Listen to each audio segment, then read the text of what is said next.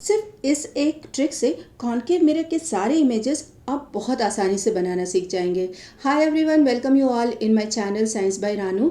आज हम लोग शुरू कर रहे हैं कॉन्केव मिरर से इमेजेस कैसे बनती हैं और उनकी पोजीशंस क्या होती है, और वीडियो के अंत में हम लोग जानेंगे कि इनके यूजेस क्या हैं, यूजेस क्यों हैं, मतलब कॉन्केव मिरर के किस कैरेक्टर के कारण वो किन किन यूज़ में लिए जाते हैं, इसको डिटेल में समझेंगे ताकि आपको रटना ना पड़े इस चीज़ को याद करने के लिए। तो वीडियो को अंत तक ज़रूर देखिए। मेरे चैनल को सब्सक्राइब कर दीजिए, मुझे 10,000 सब्सक्राइबर्स की जल्द से जल्द ज़रूरत है। तो ये हो गया कॉन्केव मिरर। इस पॉइंट को बोलते हैं P यानी कि पोल। यहाँ से सेंटर से एक लाइन खींचेंगे, इस लाइन को बोलते हैं प्रिंसिपल एक्सिस। इसी पर फोकस पॉइंट पाया जाता है F, इसी पर पाया जाता है सेंटर पॉइंट यानी कि सेंटर C। अब मिरर के सामने हम ऑब्जेक्ट को अलग अलग दूरी पर रख करके देखेंगे। तो पहली पोजीशन है जब सेंटर से ऑब्जेक्ट बहुत दूर हो, जिसे इन्फिनिटी कहते हैं। यहाँ लिखो नंबर 1 और ऑब्जेक्ट का साइन बना दिया एरो से, जिसका हेड ऊपर की ओर होगा क्योंकि ऑब्जेक्ट तो हम सीधा ही रखेंगे ना। दूसरी जगह ऑब्जेक्ट को सेंटर के पास लेकिन सेंटर के पीछे ही रखते हैं, इसको नाम दे दो 2। तीसरा नंबर ऑफ पोजीशन है सेंटर पर। फोर्थ नंबर ऑफ पोजीशन है सेंटर और फोकस के बीच में। फिफ्थ नंबर ऑफ पोजीशन है फोकस पर। सिक्स्थ पोजीशन हुई फोकस और पोल के बीच में कहीं। अब इमेज बनाने के लिए सिक्स्थ को अभी छोड़ देते हैं, F से शुरुआत करते हैं। 1 से 5 तक के ऑब्जेक्ट का इमेज कहाँ बनेगा वो देखो। ऊपर 5 के नीचे हम 1 लिखेंगे, 4 के नीचे 2, 3 के नीचे 3, 2 के नीचे 4 और 1 के नीचे 5। यानी कि कॉन्केव मिरर से जब ऑब्जेक्ट बहुत दूर था, वहाँ से लेकर जब हमने नंबरिंग करी तो 1 2 3 4 5 6 पॉइंट्स दिए। और जब कॉन्केव मिरर से हम इमेजेस को बना रहे हैं तो फोकस से शुरू कर रहे हैं, यहाँ पे हम पॉइंट देंगे 1 2 3 4 और लास्ट में 5। तो ये इंक्रीजिंग और डिक्रीजिंग ऑर्डर को ध्यान रखना। और अब एरो जो हम बनाएंगे उसका हेड नीचे की ओर रहेगा क्योंकि ये कॉन्केव मिरर है। कॉन्केव मिरर के सामने इमेज अपोजिट और रियल मिलती है। रियल और वर्चुअल इमेज पर आप मेरा वीडियो देखने के लिए ऊपर आई बटन को क्लिक कर दें तो इस वीडियो के बाद वो वीडियो प्ले हो जाएगा। सिक्स्थ पोजीशन के ऑब्जेक्ट के लिए इमेज मिरर के पीछे बनेगी, बड़ी होगी, सीधी होगी और इनलार्ज होगी। तो पीछे सीधा थोड़ा बड़ा एरो बनाकर लिखो 6। अब इस डायग्राम को कई बार बिना देखे बनाओ और फिर इसी बेस पर रियल डायग्राम की प्रैक्टिस करो। अब ये प्रैक्टिस हमको कैसे करनी है, तो कुछ पहले नियम को समझते हैं। 2 नियम बहुत इंपॉर्टेंट है जो आप पूरे प्रोसेस में फॉलो होगा। पहला है कि जो लाइट पैरेलल गिरती है प्रिंसिपल एक्सिस के, वो फोकस से होते हुए बाउंस बैक होगी और अंदर की ओर मुड़ेगी क्योंकि ये क्या है, कन्वर्जिंग मिरर है। जो लाइन फोकस से जाएगी वो पैरेलल हो जाएगी, मतलब एक दूसरे का वाइस वर्सा हो रहा है। बस यही 2 पॉइंट आपको ध्यान रख करके सारे डायग्राम्स बनाने हैं। First position of the object क्या है, जब हमने ऑब्जेक्ट को बिल्कुल इन्फिनिटी पे रखा। चूंकि ऑब्जेक्ट बहुत दूर है तो AB एरो को नॉर्मल प्रिंसिपल एक्सिस के बीच में रखा जाता है। बाकी डायग्राम में प्रिंसिपल एक्सिस के ऊपर हम ऑब्जेक्ट का एरो बनाएंगे, ये चीज़ ध्यान रखना। लेकिन हम इन्फिनिटी पे ऑब्जेक्ट का सेंटर प्रिंसिपल एक्सिस पे होगा। तो infinite A point B point से 2 पैरेलल लाइट आई तो कहाँ से होते हुए बाउंस होंगी? Yes, from focus. तो ये बन गया हमारा डायग्राम। देखो फोकस पर जहाँ ये इंटरसेक्ट हो रही हैं वो प्रिंसिपल एक्सिस पर ही इंटरसेक्ट कर रही हैं, तो हमें एक पॉइंट मिलेगा। यानी कि इमेज बहुत बहुत छोटी, रियल और इन्वर्टेड होगी। रियल और इन्वर्टेड क्यों मानेंगे हम उसको? क्योंकि ये कॉन्केव मिरर है। Second position of object is beyond C, यानी कि सेंटर के पीछे है लेकिन बहुत दूर नहीं है, कहीं थोड़ा ही पीछे है। एरो प्रिंसिपल एक्सिस के ऊपर होगा और हेड से 2 रेज निकलेंगी। पहली पैरेलल जो मुड़ेगी फोकस से और दूसरी फोकस से होते हुए निकली तो हो जाएगी पैरेलल। ये इमेज पोजीशन 2 F और C के बीच में ये उल्टी होगी यानी कि इन्वर्टेड, रियल और डिमिनिश्ड यानी कि छोटी इमेज बनेगी। Third position of the object है एट सेंटर।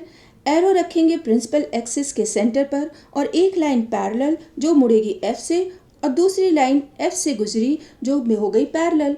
दोनों लाइन C पर ही इंटरसेक्ट हो रही हैं तो इमेज बना पोजीशन 3rd पर ही, same size, real and inverted. Fourth position of the object is in between C and F. यानी कि सेंटर और फोकस के बीच में हमने ऑब्जेक्ट को कहीं रखा है।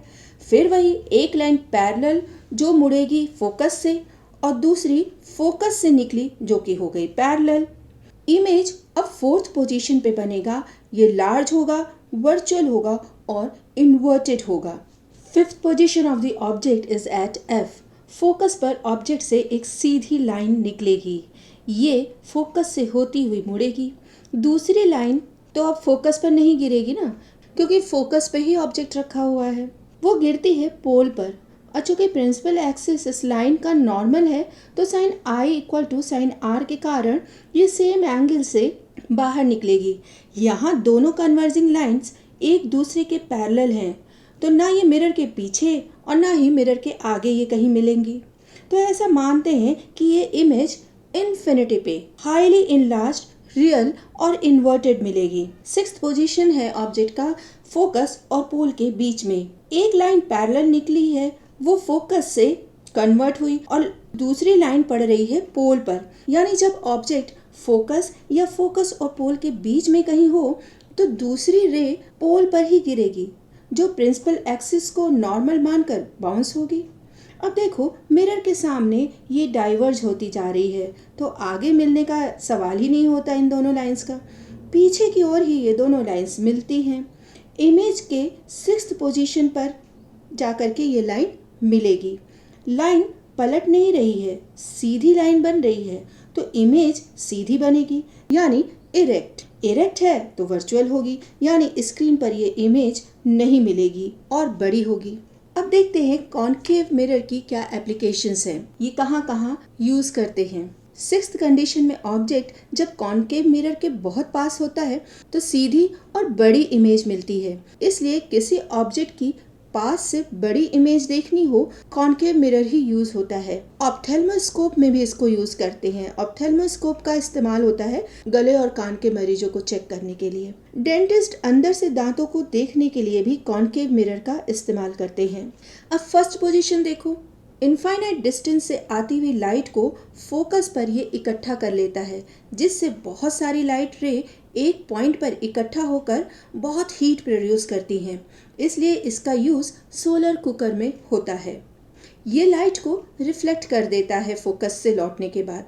ये बहुत फैल जाती हैं, इसलिए सर्च लाइट, हेडलाइट में बल्ब के पीछे आप देखेंगे यूज होता है। इसीलिए इसका इस्तेमाल ऑटोमोबाइल के हेडलाइट्स में करते हैं। तो फटाफट एक रिवीजन देख लो। कॉनकेव मिरर से ऑब्जेक्ट की पोजीशन इन्फिनिटिव पे होगी तो इमेज बनेगी फोकस पे, वो हाईली डिमिनिश्ड होगी, रियल और इन्वर्टेड होगी। सेंटर के पीछे अगर कहीं है तो वो कहीं तो इमेज फोकस और सेंटर के बीच में बनेगी, जो कि छोटी होगी, रियल और इन्वर्टेड होगी। अगर सेंटर पे है तो इमेज भी सेंटर पर ही बनेगी, सेम साइज की होगी, रियल और इन्वर्टेड होगी।